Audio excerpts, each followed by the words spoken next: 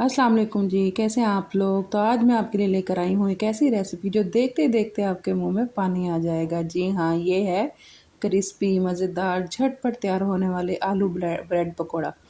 ये बारिश हो या शाम की चाय हो, पकोड़े आपके दिल को खुश कर देते हैं। जैसे आजकल मानसून का मौसम चल रहा है और बारिशों का मौसम चल रहा है, तो आप शाम की चाय के साथ इसको बना के खाएं। कोई भी मेहमान आ जाता है आपके घर, तो जी आप झटपट बस आलू बॉईल करें और जी ये बना रेसिपी तैयार करें। ये इतने मज़े की बनती है कि इसका टेस्ट ही अलग होता है। हर किसी को बनाने का अपना तरीका है जी, मैं अपना तरीका आपके साथ शेयर करूँगी। आइए चलते हैं रेसिपी की तरफ। यहाँ मैंने जी 4 से 5 आलू बॉयल करके छील के उसको मैश कर लिया था। आप कद्दूकस से कद्दूकस भी कर सकते हैं। साथ जी मैंने 1 मीडियम प्याज लिया था और उसे चॉपर में डाल के चॉप कर लिया था और उसका पानी अच्छे से निचोड़ लिया था। बस जी उसका पानी निचोड़ के हमने उसको जी आलू में शामिल कर देना है साथ ही। और साथ ही मैंने इसमें 2 हरी मिर्चें मीडियम साइज़ की बारीक कट करके वो डाल दी थी और साथ स्पाइसेस डाल दिए थे। हाफ़ टी स्पून के हिसाब से मैंने इसमें लाल मिर्च, लाल कुटी हुई मिर्च, लाल साबुत मिर्च और जी धनिया पाउडर, नमक, ज़ीरा और साथ मैंने इसमें 1 टीस्पून के हिसाब से जो है ना इसमें चाट मसाला डाल दिया था। और जी इसमें मैंने हाफ़ टी स्पून डाला था ज़ीरा और ये जी मैंने हरी चटनी डाल दी थी, साथ धनिया डाल दिया था और इसको अच्छे जी अपने हाथों की मशीन से अच्छे से ना मिक्स कर लेना है। अच्छा, इसमें जो हमने हरी चटनी डाली है ना, वो धनिया, पुदीना और हरी मिर्च की चटनी है, उसका जो जायका बन के आएगा ना आपके इसमें, वो बहुत ही अलग होगा। जब इसको खाएँगे ना तो उसका टेस्ट आपको खुद बताएगा। अच्छा, यहाँ पे जी हम इसका थोड़ा सॉस तैयार कर लेंगे, मायोनीज़, बारबेक्यू सॉस और मैंने साथ केचप डाल के और थोड़ा-सा नमक और थोड़ी-सी लाल कुटी मिर्च डाल के इसको मैंने सॉस को तैयार कर लिया था। यहाँ पे हम लेंगे 2 स्लाइस और उसके ऊपर लगाएँगे हरी चटनी। ये हरी चटनी की एक हल्की-सी बस हमने लेयर देनी है और साथ उसके ऊपर हमने ना आलू की लेयर लगानी है। अच्छा, आलू जो है ना, जो भी ये हमने एक मिक्सचर बनाया है इसका, ये हमेशा ना हमने भर-भर के लगाना है।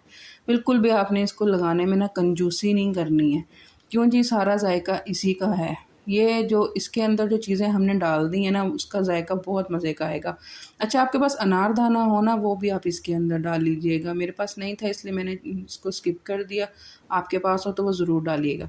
अच्छा, ऊपर वाले स्लाइस पे मैंने फिर जो सॉस बनाई थी ना, वो मैंने भर-भर के लगाई और उसको मैंने जी इसके ऊपर रख दिया। आपके पास सॉस नहीं है, आप खाली केचप भी लगा सकते हैं, खाली मायोनीज़ भी लगा सकते हैं। आप ये देखें, अभी से इसकी खूबसूरती को देखें। चलें जी, चलते हैं नेक्स्ट स्टेप की तरफ। यहाँ पे हम इस अमेज़े को तैयार करेंगे। मैंने बेसन ले लिया था, उसमें जी मैंने थोड़ा-सा ज़ीरा डाला था, थोड़ा-सा धनिया डाला था और जी लाल मिर्च कुटी हुई और नमक डाल के ना इसको मैंने अच्छे से ना घोल कर लेना। मतलब कि हमने ना इसको गाढ़ा नहीं बनाना, थिक नहीं करना, इसको मैंने ना बहुत पतला-पतला बनाना है ताकि इसके जो हम कोटिंग करेंगे ना ब्रेड के इसके ऊपर, तो वो कोटिंग अच्छे से हो जाए। अच्छा, यहाँ आपने ना एहतियात करनी है क्योंकि ब्रेड नरम होती है, उसके अंदर अमेज़ा भी नरम है, तो ये जब कोटिंग करते हैं ना तो कहीं न कहीं ब्रेड टूटती है। बस आपने इसको एहतियात करना और हमने सिर्फ़ इसको भी यहाँ पे ना कलर देना है क्योंकि हमारा अमेज़ा तो आलू का वैसे ही पका हुआ है और जी ब्रेड तो होती वैसे ही बनी हुई है, तो फिर बस हमने इसके ऊपर अच्छा-सा गोल्डन सा कलर देना है लो मीडियम फ्लेम पर। और बहुत मैंने तो कम ऑयल में बनाया था, ज़्यादातर इसको डीप फ्राई भी करते हैं, लेकिन आप कम ऑयल में बनाएँगे तो ये ज़्यादा अच्छे बनेंगे और हेल्दी भी रहेंगे। ये शाम के स्नैक्स में, बच्चों के लंच बॉक्स में, ये बड़े ईज़ी हैं, आप जल्द झटपट से ना इसका मैदा बना के और ये बना सकते हैं। अच्छा, इसका हमेशा आप रात को भी बना के रख सकते हैं, सारी प्रिपरेशन आप रात करके रख लें। मेरी इधर आज थोड़ी-सी तबीयत डाउन है, तो आप मेरी वॉइस ओवर को बर्दाश्त करिएगा और अपनी मोहब्बत से ये वीडियो को पूरा देखिएगा। और देखिए जी, वाह जी! कितने क्रिस्पी और मज़ेदार जो है ना ये मेरे ब्रेड पकोड़ा या आप आलू के इसको सैंडविच भी कह सकते हैं, तैयार है।